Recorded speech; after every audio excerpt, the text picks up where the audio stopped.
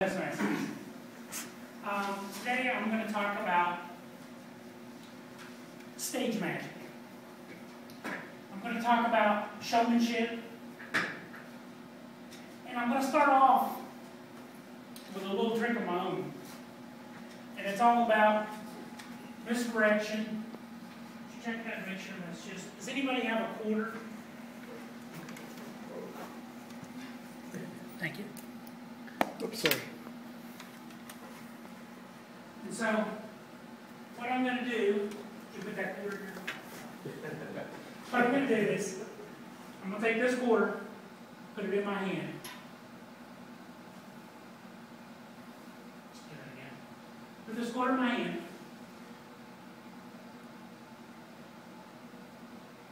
Put that over it. Can you feel the quarter under there?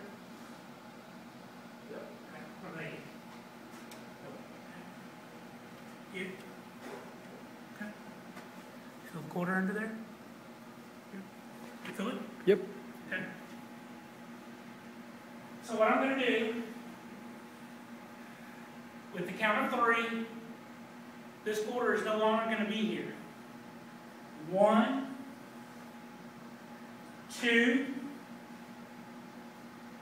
3.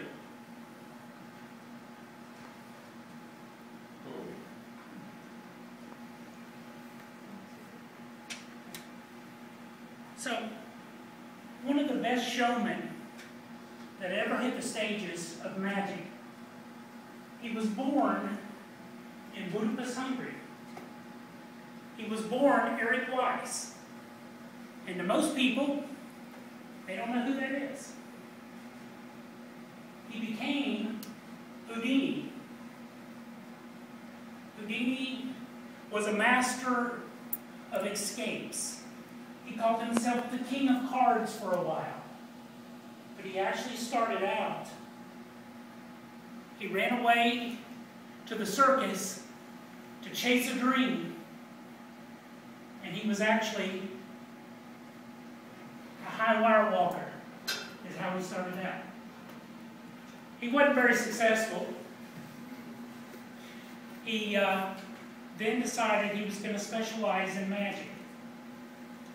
In 1912, he invented his most famous trick. He called it the upside-down trick. You know it as the Chinese water torture, sometimes called the Chinese water torture cell. There were 2 movies that talked about him dying in that. That is a very big misnomer. He did not die in his water torture cell. He did perform that throughout his whole career. And that became a huge sensation. Now, for you that don't know what the trick is, it is a huge square box with glass. Glass is about that thick to hold the weight of the water, about 6 inches. And they would fill this up with water, and the top had some leg shackles. And so he would lock his legs into the shackles, they would raise him up, he would be upside down, they would handcuff him, and then they would lower him into the Chinese water torture cell. Why the trick was so successful was because of his showmanship. And his showmanship was, he would tell everybody in the audience, as soon as I go under, I want you to hold your breath, and you do not breathe until you see me. That little trick of showmanship is what made that the most fantastic trick he ever did. And it would take him between 2 and 3 minutes, and he would emerge. And of course, they would look at it, and it wasn't opened in any way. His handcuffs were in the water, and he was out and soaking wet. He did other various tricks. I'm now going to kind of move into some tricks where he did these, he did them successfully, but some of them he wouldn't do again. These are his close calls to death, okay? His first one was he decided to do Buried Alive. He only did it this way once. He did 2 other versions of it, One of them he never actually performed, but they say he did it, but he died before he actually did it. But he had 3 versions of it. His first version is the one I'm going to tell you about today. They dug a hole the size of a grave. He was handcuffed, chained, thrown into the hole, and they covered him up with dirt. The idea, of course, was for him to escape and get out. Well, his first attempt, he did not get out on his own. He got just to where he was coming out of the ground, and he was so exhausted, and the pressure of the earth was so hard on him that he said he would never perform that again. It almost crushed him to death. That was his first close call to death. His second close call to death occurred one time when he jumped into the East River in New York. It had frozen over, which he didn't really plan on, so they cut a hole in the ice. They handcuffed him, threw him in the water. The current carried him down a long distance.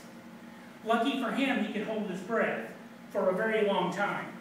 But the second thing that he says, and the reason he made it, is because he could remain calm in very bad situations. This was a bad situation. He was able to float under the ice, and he was just barely able to get his nose above the water to catch air. And that's actually the truth of how he escaped that one.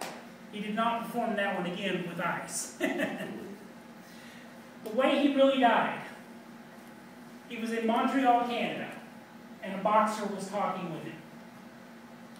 The boxer asked him, "Is it true, Mr. Houdini, that you can take punches to the stomach with great force and it not bother you?" And normally this is true. But the problem was, he was reading a letter from his wife. He hit him 3 times in the stomach before he was even ready. It ruptured his appendix. 3 days later, he was in Detroit. And by the time it was all over with, he had been laying in the hospital. It was before penicillin was invented, and he died of appendicitis. That's your question.